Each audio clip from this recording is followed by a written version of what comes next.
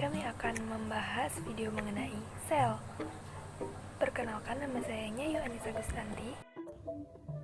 Saya Alia Okta Cahyaningrum, NIM 06091182025011. Dan saya Widayanti dengan NIM 06091182025004.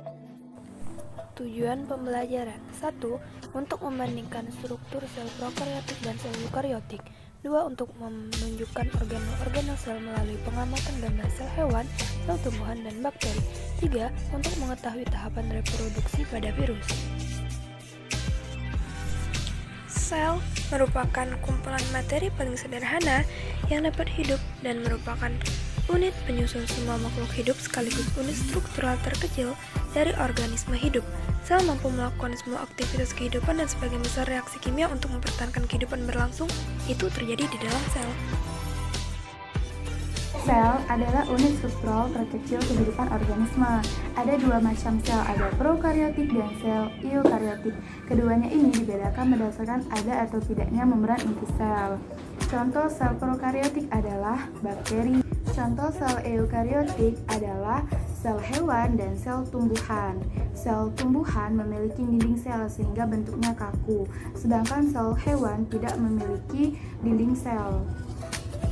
Baiklah, selanjutnya yang akan dibahas adalah sel prokaryotik dan organelnya serta fungsi dari organel sel prokaryotik. Yang pertama itu ada flagella. Flagella ini adalah struktur yang mirip seperti cangkang yang berfungsi sebagai alat gerak pada sel prokaryotik. Yang kedua itu ada namanya kapsula. Kapsula ini bagian terluar dari sel prokaryotik yang berfungsi sebagai pelindung sel. Kemudian yang ketiga itu ada namanya dinding sel. Dinding sel ini untuk memberi bentuk dan melindungi organel internal sel. Kemudian yang selanjutnya itu ada membran sel. Membran sel itu berfungsi sebagai penyimpan cadangan makanan. Dan selanjutnya ribosom.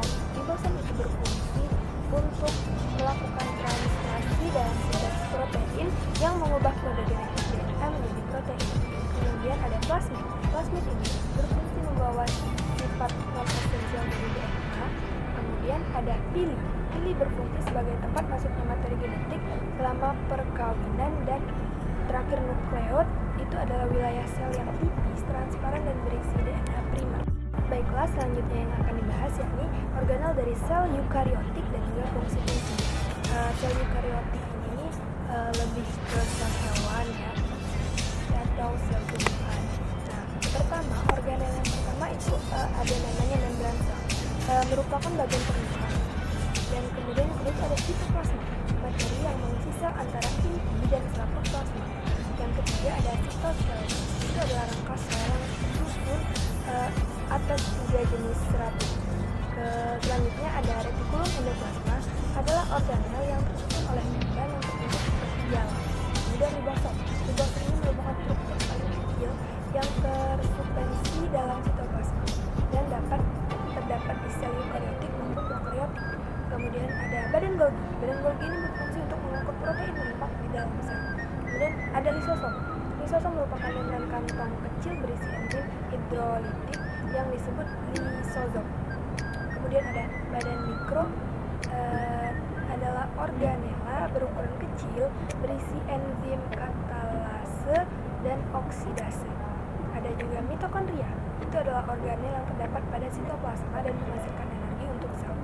Selanjutnya itu ada kloroplas yang memungkinkan terjadinya proses fotosintesis pada tumbuhan, dan sentriol berfungsi dalam proses mitosis maupun meiosis. Virus dan organel-organel virus. Virus itu terdiri dari beberapa bagian, yakni asam nukleat atau biasa disebut juga DNA yang mengandung informasi genetik. Kemudian ada kapsid yang membungkus bahan genetik dari virus. Juga ada leher. Leher itu berguna untuk menyangga kepala virus. Ada juga lempeng dasar yang berfungsi sebagai tempat melekatnya serabut ekor dan jarum penusuk. Ada juga selubung ekor, itu bagian terluar dari virus, di mana saat tahapan daur hidupnya berada pada sel inang. Kemudian ada juga serabut ekor yang berfungsi untuk menembakkan tubuh virus pada sel inang. Dan terakhir itu ada jarum penusuk yang berfungsi untuk melindungi sel inang agar DNA virus dapat masuk ke sel inang. reproduksi virus pada siklus litik yang pertama yaitu adsorpsi atau pelekatan. Pada tahap ini, bagian ujung ekor virus menyentuh dari dinding inangnya. Kemudian siklus lisogenik yang pertama yaitu pelekatan, di mana virus melekat pada sel inang. Kemudian tahap kedua injeksi, sama seperti siklus litik tadi pada tahap injeksi.